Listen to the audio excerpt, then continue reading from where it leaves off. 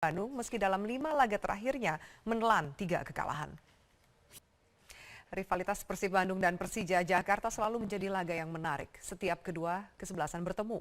Sebab rivalitas kedua tim tidak hanya terjadi di atas lapangan, melainkan juga kerap melibatkan bentrok antar supporter kedua kesebelasan, yakni Bobotoh dan Jakmania. Lalu pemirsa, mampukah Persija mencuri poin di kandang Maung Bandung? Pemirsa, partai klasik antara Persib Bandung dan Persija Jakarta menjadi rivalitas paling panas mulai dari lapangan hingga supporter. Akibat seringnya terjadi bentrokan antar supporter, maka kepolisian pun sulit memberikan izin pertandingan. Pemirsa, laga big match Persib Bandung kontra Persija Jakarta kembali terjadi dan kembali menjadi pertarungan El Clasico yang dinanti-nanti oleh kedua supporter, baik Jakmania maupun Bobotoh. Mampukah si Macan Kemayoran mencuri poin di kandang Maung Bandung akibat absennya Jakmania sebagai pemain ke-12 di Stadion Gelora Bandung Lautan Api pada malam hari ini? Bagaimana pula masa depan fanatisme supporter Persib dan juga Persija yang telah lama berseteru? Di studio telah hadir Direktur Utama Persija, Gede Widiade. Pak Gede, selamat malam. Malam. Dan kemudian juga Handoyo. Mas Kesit, selamat malam. Gede nih, Pak Gede, sejauh mana ketidakharmonisan? Iya, betul ya, di saat kondisi atau hanya lihat Jakmania, jangan lihat Bobotoh. Solusinya Bagi Persija, Romanisti, dia mungkin benci dengan klub Lazio, tapi dengan Laziale dia tidak. Ulah negatif di stadion, hukuman keras harus dijatuhkan dan tentunya di Prime Time News, dan pemirsa kami akan lanjutkan Prime Time News dengan informasi lainnya. Di antaranya PT Indo Beras Unggul yang membantah telah menggunakan beras bersubsidi untuk memproduksi beras kemasan seperti yang dituduhkan pada saat penggerbekan oleh Satgas Pangan Kamis lalu. Wawancara eksklusif bersama juru bicara PT Indo Beras Unggul di Prime Time News saat lagi. Pemirsa, dari kasus manipulasi beras subsidi sebanyak 1.160 ton, kepolisian menduga PT Indo Beras Unggul telah melakukan kecurangan persaingan usaha karena menjual beras bersubsidi dengan harga beras premium. Komisi Pengawasan Persaingan Usaha mengapresiasi penggerbekan ini. Pemirsa, seperti apa modus penyelewengan beras subsidi dalam kemasan beras premium yang diduga dilakukan oleh PT Indo Beras Unggul dan mengapa belum ada pihak yang dijadikan tersangka dalam kasus ini? Berikut petikan wawancara Zaki Arfan bersama Kepala Satgas Pangan Irjen Pol Setio Wasisto. Pemirsa, sementara itu Menteri Pertanian Amran Sulaiman menyatakan penyederhanaan mata rantai industri dapat dilakukan sebagai cara untuk menutup celah mafia beras. Namun Mentan menolak mengomentari dugaan adanya nama besar di balik kasus manipulasi beras bersubsidi sebanyak lebih dari 1.000 ton ini. Pemirsa, hingga hari ini polisi belum menentukan tersangka atas penggerbekan praktik penjualan beras premium palsu yang meresahkan masyarakat karena pihak produsen beras masih membantah telah melakukan penipuan atas penjualan beras premium. Bagaimana klarifikasi dari pihak produsen beras atas terungkapnya kasus ini dan benarkah ada keterlibatan BUMN dalam penjualan beras premium palsu tersebut? Kita langsung akan menanyakan kepada juru bicara PT Indo Beras Unggul, Jo Chong Seng atau Pak Aseng. Pak Aseng, selamat malam. Selamat malam, Mbak Afi. Ya, saya juga minta tanggapan Anda karena 15 orang diperiksa sebagai saksi namun belum ada tersangka. Sejauh mana persoalan Anda melihat ini? Kita lanjutkan sesaat lagi. Tetaplah bersama kami di Prime Time News. Baik, pemirsa, kita lanjutkan. Pak Aseng, Anda masih bersama kami? Beras Unggul, Pak Jo Chong Seng, terima kasih. Dan pemirsa, kami akan lanjutkan Prime Time News sesaat lagi dengan informasi lain dari Presiden Joko Widodo yang mengecam aksi kekerasan di... Aksi protes di kawasan Masjid Al-Aqsa masih berlangsung. Palestina menghentikan hubungan kontak dengan Israel. Badan Perdamaian Bangsa-Bangsa meminta ketegangan di kota suci Yerusalem diredam. Pemirsa, laga El Clasico Indonesia antara Persib Bandung yang akan menjamu Persija Jakarta dalam lanjutan Liga 1 selalu menarik untuk ditunggu. Pasalnya rivalitas kedua tim tidak hanya berada di atas lapangan namun juga di luar lapangan yang melibatkan supporter kedua kesebelasan yakni Bobotoh dan Jakmania.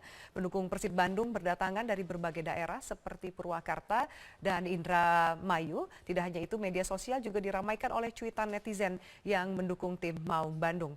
Dan informasi tersebut juga akan sekaligus menutup perjumpaan kita di Prime Time News. Atas nama kerabat kerja yang bertugas, saya Firman Malik undur diri. Terima kasih atas atensi Anda. Selamat malam, sampai jumpa. Selamat malam pemirsa, pemerintah didorong membentuk lembaga ketahanan pangan. Ini terkait dengan pengungkapan dugaan manipulasi beras sebanyak lebih dari 1.000 ton di Kabupaten Bekasi, Jawa Barat.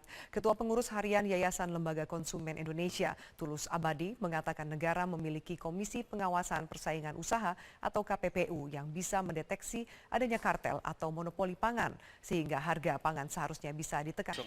Garda Pemuda Nasdem DPW DKI Jakarta menggelar konsolidasi dengan seluruh pengurus DPW, DPP, dan DPD 5 wilayah DKI Jakarta. Konsolidasi dalam bentuk... Sekian headline news untuk saat ini pemirsa. Headline news berikutnya akan hadir 1 jam dari sekarang. Sampai jumpa. Halo pemirsa, selamat malam. Jumpa lagi di Top News. 3 informasi tadi akan menjadi sajian utama dalam Top News kali ini. Dan juga jangan lewatkan Top Picture yang akan menghadirkan aksi aerobatik dalam The Max Air Show 2017 yang berlangsung di Moskow, Rusia. Bersama saya Afiani Malik, inilah Top News selengkapnya. Kepolisian menduga PT Indo Beras Unggul telah melakukan kecurangan persaingan usaha karena menjual beras subsidi dengan harga beras premium. Komisi Pengawasan Persaingan Usaha mengapresiasi penggerebekan ini. PT Indo Beras Unggul membantah mereproduksi beras menggunakan beras bersubsidi. PT IBU mengaku membeli gabah dari petani maupun kelompok tani dan sudah sesuai dengan mekanisme pasar. Sementara itu Menteri Pertanian Amran Sulaiman menyatakan penyederhanaan mata rantai industri bisa dilakukan sebagai cara untuk menutup celah mafia beras. Namun Mentan menolak mengomentari dugaan adanya nama besar di balik kasus manipulasi beras bersubsidi sebanyak lebih dari 1.000 ton ini. Rantai ini juga Hasil uji laboratorium yang dilakukan terhadap 2 produk beras dari PT Indo Beras Unggul yakni Magnus dan Ayam Jago ditemukan perbedaan kandungan nilai gizi. Kandungan protein dan kadar karbohidrat berbeda antara label di kemasan dengan hasil laboratorium. Pemirsa, kami akan lanjutkan Top News usai jeda berikut ini dengan informasi. Pemerintah Israel masih menyiagakan pengamanan di kawasan Al-Aqsa pasca kericuhan dalam aksi protes di kawasan Masjid Al-Aqsa, Yerusalem. Sejumlah negara termasuk Indonesia mengecam aksi kekerasan yang menewaskan 3 warga sipil Palestina. Presiden Jokowi menyatakan Indonesia mengecam keras pembatasan beribadah serta konflik yang terjadi di Masjid Al-Aqsa, Yerusalem, Palestina. Indonesia meminta kepada Sekjen PBB untuk segera menggelar sidang membahas konflik ini. Perserikatan Bangsa-Bangsa juga mengecam aksi penutupan Masjid Al-Aqsa oleh Israel. 50 negara anggota PBB bertekad memberikan dukungan atas Palestina. Juru bicara Presiden Palestina Mahmud Abbas pada hari ini membekukan komunikasi dengan Israel. Langkah ini diambil setelah Israel bersikeras tidak melepas sistem pengamanan di kompleks Masjid Al-Aqsa. Pemirsa, kami akan lanjutkan Top News dengan informasi lain. Polda Metro Jaya menggelar rekonstruksi perampokan dan penembakan Davidson Tantono di SPBU Jembatan Gantung Cengkareng, Jakarta Barat. Informasi selengkapnya sudah kami rangkum bersama 8 berita lainnya dalam Top of the Top berikut ini.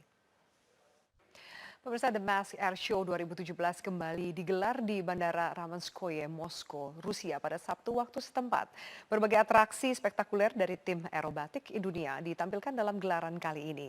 Aksi aerobatik dalam The Mask Air Show 2017 akan kami sajikan sebagai top picture pada malam hari ini, sekaligus juga menutup perjumpaan kita di Top News. Atas nama kerabat kerja yang bertugas, Afiani Malik undur diri. Terima kasih atas atensi Anda. Selamat malam, sampai jumpa. Have a nice weekend. Selamat malam pemirsa, Partai Golkar menyatakan secara konsisten tetap mendukung Presiden Joko Widodo dalam Pilpres 2019 mendatang. Hal tersebut menjadi salah satu amanat hasil Munaslup pada 2016 lalu. Hal ini disampaikan. Sekian headline news untuk saat ini pemirsa. Headline news berikutnya akan hadir 1 jam dari sekarang. Sampai jumpa. Minta PNS yang merupakan anggota Hizbut Tahrir Indonesia untuk ditindak tegas. Imbauan Mendagri mengenai PNS yang terlibat HTI langsung ditanggapi sejumlah pemerintah daerah. Pemerintah daerah Banjar dan Bekasi, Jawa Barat siap mendata PNS yang terlibat HTI dan akan memberi sanksi tegas.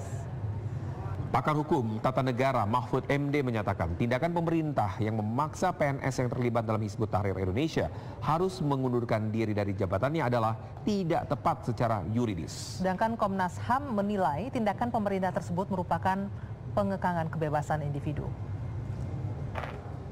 Polisi telah memeriksa 16 orang saksi dalam kasus dugaan beras oplosan PT Indo Beras Unggul. Namun sejauh ini kepolisian belum menetapkan tersangka dalam kasus ini. Lalu apa sebenarnya pelanggaran yang dilakukan oleh PT IBU? Kita segera berbincang dengan Menteri Pertanian. Kami lanjutkan, Pak Amran. Kita lanjutkan kembali perbincangan dengan Menteri Pertanian, Pak Amran. Tadi dan pemirsa Kabar Petang masih akan kami lanjutkan usai jeda pariwara berikut ini.